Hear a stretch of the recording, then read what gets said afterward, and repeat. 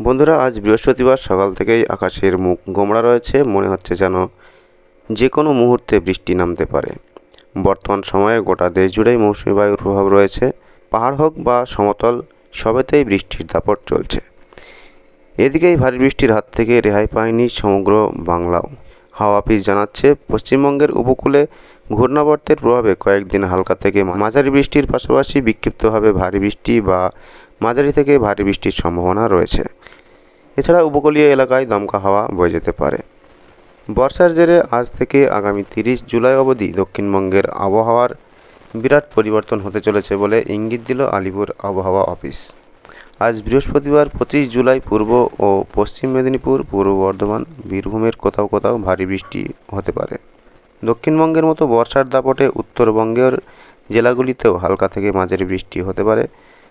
যদিও আজ বিশেষ করে কালিম্পংয়ের উদ্দেশ্যে সতর্কবার্তা জারি করা হয়েছে। আজ কালিম্পংয়ে ভারী বৃষ্টির সম্ভাবনা রয়েছে। আজ সারাদিন শহরের আকাশ আংশিক মেঘলা থাকবে, সেই সঙ্গে বিক্ষিপ্তভাবে কখনো কখনো বৃষ্টিপাতও হতে পারে। সেই সঙ্গে আজ শহরের সর্বোচ্চ তাপমাত্রা 32 ডিগ্রি এবং সর্বনিম্ন তাপমাত্রা 27 ডিগ্রি সেলসিয়াসের কাছাকাছি থাকবে বলে জানিয়েছে আলিপুর আবহাওয়া দপ্তর।